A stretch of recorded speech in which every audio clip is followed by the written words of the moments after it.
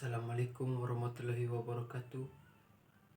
Selamat malam, salam sejahtera bagi kita semua.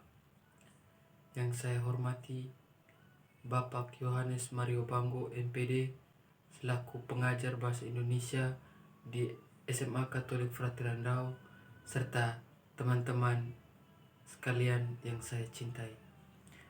Tidak kata yang dapat saya ucap selain rasa syukur kehadirat Tuhan karena berkat dan rahmat kita dapat berkumpul dalam keadaan sehat walafiat sehingga dapat menjalankan aktivitas kita sehari-hari. Hadirin sekalian yang berbahagia, izinkan saya membawa pidato singkat yang berjudul Bahaya Merokok bagi Kesehatan Tubuh. Gaya hidup yang modern membuat kita lupa akan kesehatan yang sejatinya sangatlah penting. Salah satunya gaya hidup modern yang sangat digemari bagi kalangan masyarakat saat ini adalah merokok. Bagi sebagian kalangan masyarakat, merokok adalah hal yang wajib karena dengan merokok mereka dapat merasa kepercayaan diri mereka meningkat. Mereka beranggapan jika orang-orang yang tidak merokok adalah orang-orang yang cupu, culun, dan tidak keren. Tetapi mereka sadari terhadap lebih banyak kerugian yang dapat kita ambil di kemudian hari.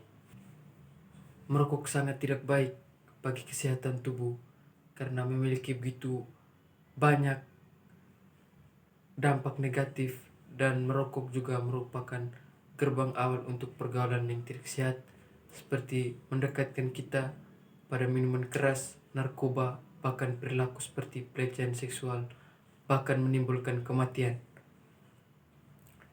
Hadirin sekalian, perlu sama-sama kita ketahui betapa dampak negatif dari merokok yang tidak baik bagi kesehatan tubuh.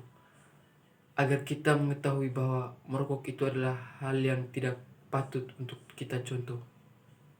Yang pertama, jika kita terus-menerus merokok, maka asap rokok yang kita hirup itu akan mengendap di dalam paru-paru.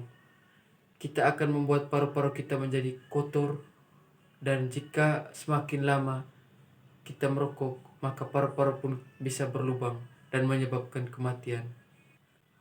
Yang kedua, merokok menyebabkan ketergantungan karena di dalam merokok ada kandungan nikotin, dan jika kita terus-menerus merokok dalam satu waktu, kita akan terus mencari rokok yang kadar nikotinnya lebih tinggi. Yang ketiga, merokok mampu memicu timbulnya berbagai macam penyakit seperti penyakit kanker mulut, kanker tenggorokan, dan kanker paru-paru. Dan yang terakhir, merokok mampu melumpuhkan saraf-saraf yang berhubungan langsung dengan otak. Maka dari itu, dapat kita simpulkan bahwa orang-orang merokok yang tidak merokok, daya serapnya itu berbeda. Seorang yang tidak merokok itu daya serapnya lebih cepat dan menerima informasi, dan begitu pun sebaliknya. Merokok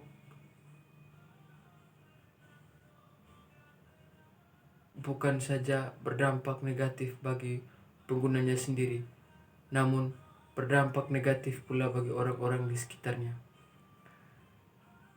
Yang dalam artinya perokok pasif karena mereka pun menghirup asap rokok tersebut, dan itu sangat lebih berbahaya lagi jika mengendap di paru-paru dan menyebabkan penyakit kanker. Maka dari itu, sebagai manusia yang berakal, kita sebaiknya menghindari perilaku merokok itu karena dapat sangat tidak baik bagi kesehatan. Sebagai contoh, kita sebagai generasi muda sebaiknya sejak dini mengajak agar orang-orang di sekitar kita tidak merokok karena generasi muda adalah generasi penerus bangsa. Bagaimana jika generasi muda sudah rusak, otomatis masa depan bangsa juga akan rusak. Maka dari itu, mari kita sama-sama memberantas penggunaan rokok sejak dini. Upaya sederhana dari kita sebagai siswa, jangan pernah sekali mencoba atau bahkan jika ada dari kita yang mempunyai kebiasaan buruk ini, mohon untuk ditinggalkan dan berupaya untuk tidak merokok lagi. Apalagi kita telah mendapatkan pengetahuan akan bahaya merokok itu sendiri. Jika bukan kita, siapa lagi? Jika bukan sekarang, kapan lagi? Mari kita sama-sama menjaga dan memberikan dampak serta kemajuan terhadap masa depan bangsa. Dan kalau bukan sekarang, lalu kapan lagi kita mampu membuat perubahan? Sekian dari saya, Claudius Valentinus Cike. Lebih dan kurangnya mohon dimaafkan. Assalamualaikum warahmatullahi wabarakatuh. Tuhan Yesus memberkati.